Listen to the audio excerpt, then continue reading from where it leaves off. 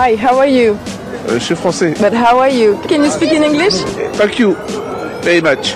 No, I recoup the ball and Memphis give me a good pass. After I shoot and I score. FC Expat, l'actualité football des Français à l'étranger avec Caroline Ettori et Jérémy Michel. Bonjour les amis, très heureux de vous retrouver pour ce nouvel FC Expat. Je suis en compagnie de la plus sudiste des journalistes de la rédaction, la capitaine du FC Expat, Caroline Ettori. Comment ça va, Caroline? Bonjour Jérémy, ça va très bien, très heureuse de vous retrouver. Alors Caroline, avec qui va jouer le FC Expat aujourd'hui? Aujourd'hui, nous partons à la rencontre d'Anthony Mounier, un tout jeune retraité. Bonjour Anthony et merci d'avoir accepté notre invitation. Bonjour Caroline, bonjour Jérémy. Écoutez, merci à vous, c'est avec plaisir. Anthony, vous avez débuté votre carrière de milieu de terrain à l'Olympique Lyonnais, votre club formateur, aux côtés de Karim Benzema ou Hatem Ben Arfa. Après être sacré champion de France en 2008, toujours avec Lyon, vous vous envolez pour l'OGC Nice en 2009 pour 3 ans, avant de rejoindre l'effectif de Montpellier de 2012 à 2015. Suivront les clubs italiens de Bologne et Bergame, puis cap sur la Grèce, d'abord le Panathinaikos, puis le Panetolikos FC et enfin le GS Kalitea que vous quitterez en février dernier. Vous avez annoncé votre retraite sur les réseaux sociaux sous forme de lettres adressées au football. Cher football, toi qui m'as tant donné, tant apporté, il est temps pour moi de te saluer comme on écrirait à son premier amour. C'est ce que le football représente pour vous, un premier amour? Ouais, c'est un peu ça, c'est vrai que c'est un rêve. Voilà, j'ai eu la chance de réaliser mon rêve. Depuis tout petit, j'avais cette volonté-là de devenir footballeur professionnel. Ça n'a pas été facile. Il y a pas mal d'étapes à traverser. Mais c'est vrai que voilà, depuis que je suis tout jeune, j'ai quitté le domicile familial à l'âge de 10 ans. Donc voilà, c'est quelque chose qui a rythmé ma vie. Et c'est une grande partie de ma vie, le football. Alors Anthony, Caroline a adressé un petit peu les clubs que vous avez fréquentés, notamment à l'étranger, en Italie, en Grèce et en Chypre. Est-ce que cette expatriation a eu une influence particulière sur votre rapport au football?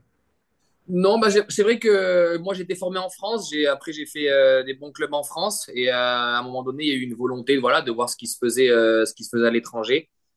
C'est vrai que pour être honnête, l'Italie, la Serie A, c'était pas un championnat qui m'attirait plus que ça. J'aurais aimé avoir des expériences, on va dire, en Angleterre ou peut-être en Allemagne aussi. Mais voilà, les opportunités étaient là, mais c'était rien de réellement concret. L'Italie, ça s'est vite concrétisé et au final, je ne regrette pas du tout de mon passage en Italie parce qu'après, voilà, la Serie A reste quand même un des 100 grands championnats européens. Et aujourd'hui, aujourd'hui, on retrouve tout son rayonnement au niveau européen. Ouais. Vous êtes parti, vous aviez 28 ans, c'est ça? Là, il faut que je me replonge dans les calculs, mais ça doit être ça, ouais, ça doit être 27, Je 27, pense que 28 ans, c'est ouais. ça.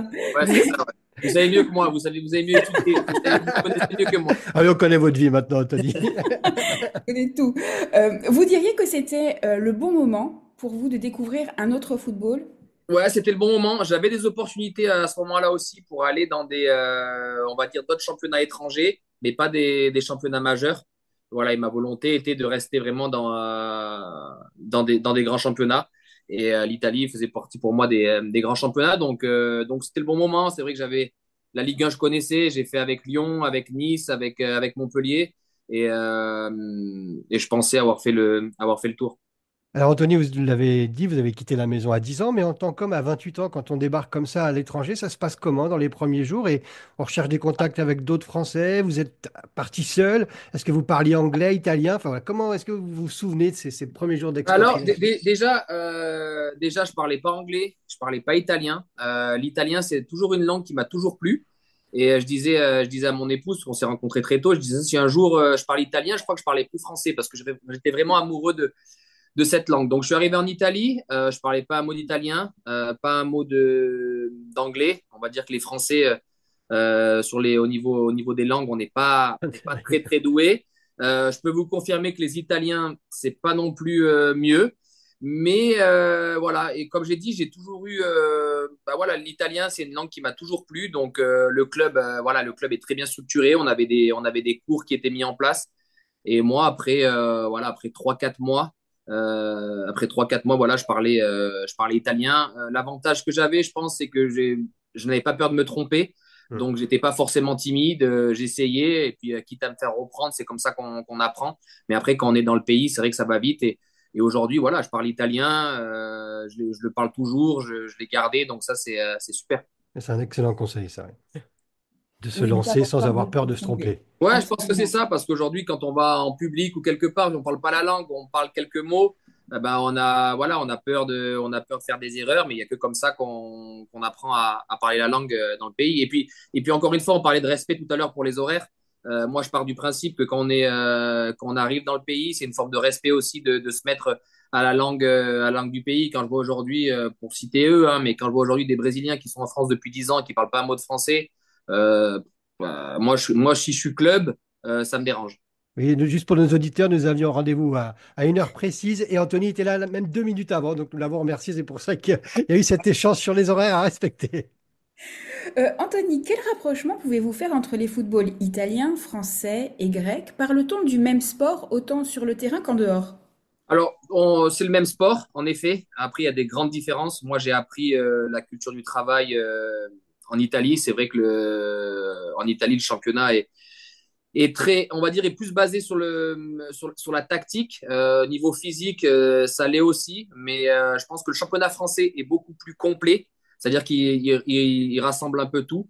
Même si physiquement il est un peu plus fort. Après, l'Italie, c'est au niveau tactique et au niveau de la mentalité du travail. C'est-à-dire que moi, je suis arrivé en Italie, les mecs, une heure et demie, 2 heures avant la séance d'entraînement, sont déjà tous en gym, à la gym, en train de travailler. Chose que pour moi, en France, j'avais peu l'habitude de voir. Moi, j'étais quelqu'un qui travaille énormément. Je me souviens qu'en France, on avait des horaires d'entraînement, c'était rendez-vous 10 heures, on commence l'entraînement à 10h30. Il y a des mecs qui mettaient leurs crampons à 10h27. En Italie, ça se passe pas. Déjà au niveau du staff, c'est beaucoup plus organisé, c'est beaucoup plus grand. Moi, j'ai fait des clubs, voilà, Bologne qui aujourd'hui performe bien en Coupe d'Europe, enfin performe bien, s'est qualifié en Ligue des Champions. Mais avant ça, moi, c'est un club qui venait de monter en Serie A quand je suis arrivé. Il a une belle histoire, mais ils étaient redescendus en Série B. Ils venaient de monter en Série A. On avait ne serait-ce que 5 préparateurs physiques, chose qu'en France, la plupart des clubs, aujourd'hui, ça a évolué. Je pense que depuis qu'Ancelotti est passé par le Paris Saint-Germain et a ramené tous les Ibrahimovic, Thiago Silva et ces joueurs-là qui ont connu d'ailleurs l'Italie. Mais en France, la plupart des clubs avaient un préparateur physique. Donc, un préparateur physique, ça devient compliqué de gérer un groupe de 25 joueurs. Alors Anthony, vous vivez en Grèce, je crois, actuellement, hein. Notre média lesfrançais.press s'adresse aux Français de l'étranger. Comment se passe votre vie d'expat? Vous êtes sur Athènes, quels sont les avantages, inconvénients au quotidien? Je crois que vous êtes aussi papa, hein, si je ne me trompe Ouais. pas. Alors ça dépend, hein. Il y a aussi l'école pour les enfants. Comment se passe Moi, votre je suis vie au jour le arrivé, c'est jour? simple, je suis arrivé en 2017 ici en Grèce. Donc, j'avais mon plus grand qui avait 5 ans, le petit qui allait juste avoir 1 an. Donc, eux, ils ont grandi ici. Le plus grand avait commencé l'école en Italie, donc lui parlait parfaitement l'italien. Malheureusement, il a oublié parce que voilà, il ne fait plus d'italien. Mais si il est amené à repartir en Italie ou parler italien, ça reviendra rapidement. Et voilà, on est tombé amoureux de la Grèce, un pays magnifique, une qualité de vie, une météo incroyable toute l'année. On est au sud d'Athènes, ou au bord de la mer. Donc Athènes, on est à 25 minutes de voiture d'Athènes. Donc Athènes, qui est grande capitale européenne avec beaucoup de choses à visiter, très très culturelle aussi. Donc c'est touristique également toute l'année. Et puis après, au niveau des écoles, nous, le plus grand, moi, quand il est arrivé, donc lui, il parlait déjà français, italien. Il parlait pas du tout anglais. Je ne parlais pas du tout anglais. Mon épouse non plus. Donc, il a fallu aussi, pareil, qu'on se mette à l'anglais avant de se mettre au grec. Donc, le plus grand, lui, est en école anglaise depuis qu'il a 5 ans jusqu'aujourd'hui. Aujourd'hui, il a 12 ans. Et voilà. Et le petit, lui, on l'a mis volontairement, dès qu'il a pu rentrer en maternelle, on l'a mis dans une école grecque pendant 2 ans. Donc lui, il parle couramment grec et maintenant il est rentré dans l'école anglaise avec son frère, donc il parle grec, anglais, français. Et je pense que voilà, en tant que parent, je pense que c'est une richesse qu'on peut apporter à à nos enfants de les faire voyager avec nous, découvrir de nouveaux pays, nouvelles cultures. Et aujourd'hui, voilà, moi j'ai des enfants qui parlent trois, quatre langues, donc ça c'est super pour eux, pour leur futur. Je pense que c'est déjà un gros avantage. Alors, Anthony, là, vous nous avez fait une belle carte postale et effectivement, on voit que tous les atouts qu'il peut y avoir aussi dans l'expatriation. Caroline parlait de retraite tout à l'heure. Vous envisagez de rentrer en France, d'aller. Là, vous aviez évoqué aussi l'Allemagne, l'Italie. Enfin, quelles sont les pistes pour votre futur? Bah, après, nous, non. Moi, aujourd'hui, ma vie, je vais la faire en Grèce. Je suis bien ici, comme je l'ai dit. Le climat, en termes de sécurité, voilà, en termes de plein de choses, je me vois pas revenir en France aujourd'hui. Après, voilà, je suis français, je suis fier d'être français, mais vu que la tournure qui est en train de prendre la France aujourd'hui, pour être honnête, je me sens très très bien en Grèce et je me vois pas rentrer. Je rentre avec plaisir parce que j'ai la famille qui est en France. Donc, je rentre pour les vacances d'été. Là, je suis rentré pour Noël et le jour de l'an. Quand on rentre, on passe à chaque fois des bons moments. Mais on est très, très bien en Grèce et pour le moment, on ne se voit pas rentrer en France. Anthony, pour revenir au football, avec le recul fort d'une carrière plus que solide dans l'élite, vos expériences à l'étranger, quel regard portez-vous sur l'évolution du football ces dernières années? Est-il toujours un sport populaire, notamment auprès des jeunes générations, pour les bonnes raisons? Je ne parle pas d'argent, de renommée, de popularité, mais de valeur.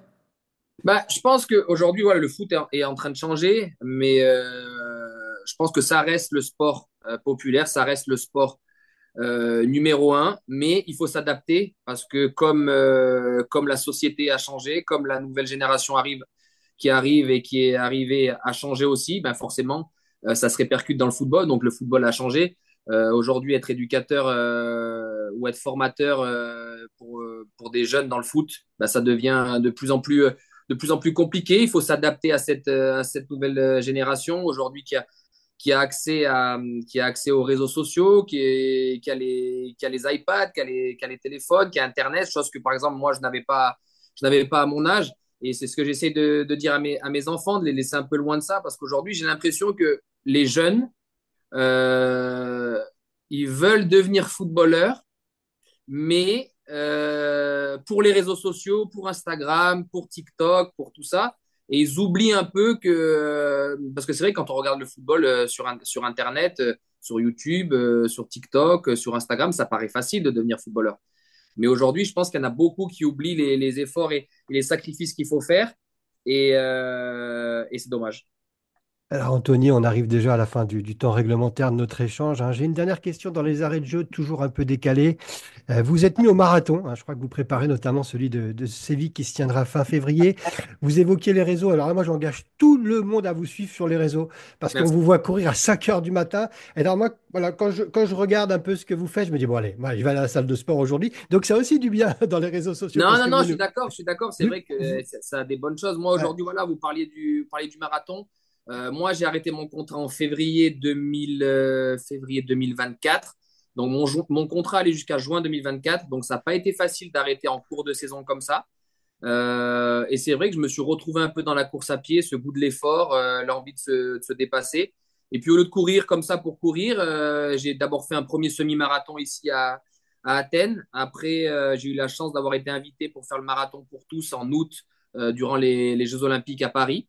Voilà, je vous cache pas que ça n'a pas été facile parce que c'était un premier marathon et la préparation a été très difficile, surtout en été avec les chaleurs qu'on a ici en Grèce. Et puis après, je me suis pris au jeu, j'ai refait des 10 kilomètres et là, c'est vrai que j'ai été de nouveau invité pour le marathon de Séville en février 2025, là, fin février. Donc, du coup, il me reste plus beaucoup de temps pour me préparer. Mais voilà, j'aime le sport, mais je veux pas non plus abuser. Je veux pas non plus que ma vie de famille en pâtisse, parce que voilà, ils ont énormément fait d'efforts pour me suivre tout au long de ma carrière. Aujourd'hui, j'ai besoin du sport, j'ai besoin de me dépenser pour me sortir bien, et je me lève tôt parce que c'est le seul créneau que j'ai pour faire mon sport, on va dire, parce qu'après voilà, les enfants vont à l'école, la journée s'enchaîne, et je veux pas, voilà, je veux pas perdre du temps avec eux. Donc, je préfère moi me lever tôt, ça me dérange pas. Je fais mon sport, je me lève à 5h30. Je fais mon sport à 7 heures, je suis rentré. Comme ça, quand je rentre, ben, eux, ils se réveillent tout juste. J'ai le temps de les préparer et de les aider voilà, à déjeuner, etc. Avant de partir à l'école. Et moi, ça me permet aussi d'être dans un bon mood pour attaquer la journée. Alors, je vous rappelle que ma question, elle était dans les arrêts de jeu, donc un peu décalée. Je vais la continuer parce que courir autant après votre retraite de footballeur, est-ce que c'est parce que vous ne vous êtes pas assez dépensé sur les terrains? Non, je sais pas, mais après, c'est Vous vrai que n'êtes quand pas tu obligé de marques. répondre, hein. Non, mais après, non, non, je pense que j'ai toujours été un joueur qui courait énormément. J'avais besoin d'être bien physiquement et de me mettre dans le physique pour performer. Mais c'est vrai que ça surprend beaucoup de joueurs que je cours parce que la plupart des joueurs de foot n'aiment, on va dire la vérité, n'aiment pas courir. Moi, le premier, je me souviens quand il fallait que je fasse mes pré-saisons tout seul, avant de reprendre avec le club, il fallait que j'aille courir. J'y allais 30-40 minutes et voilà, j'étais au bout, j'avais pas envie. Et aujourd'hui, voilà, je me retrouve dans ce nouveau sport-là avec de belles valeurs. Ça crée, on parlait des réseaux sociaux. Il y a énormément de gens qui courent. Et puis, si ça peut aider à des gens à se mettre au sport et voilà, et à se dépasser puis à échanger sur la course à pied et puis de montrer, voilà, en tant qu'ancien athlète de haut niveau, on peut aussi se reconvertir et prendre du plaisir dans la course à pied, ben c'est avec un grand plaisir que je le fais. Eh bien, écoutez, on va mettre aussi toutes les coordonnées, comment vous suivre hein, sur les réseaux Pas de dans notre souci. article. Merci en tout cas, Anthony, pour cet éclairage sur votre carrière, sur votre parcours, sur ce que vous faites actuellement. C'est très enrichissant. Je pense que ça nous a apporté un bel éclairage. Et puis, on va continuer à vous suivre, enfin, si vous ne courez pas trop vite, hein, parce que Avec grand plaisir. Je vous remercie en tout cas de votre intérêt et de l'interview. C'était très, très sympa et je vous souhaite bonne continuation et bonne chance pour vos futures interviews. eh ben, merci, on fait votre place dans le FC Expat et on se retrouve très prochainement pour un nouvel épisode. C'était les Français.press.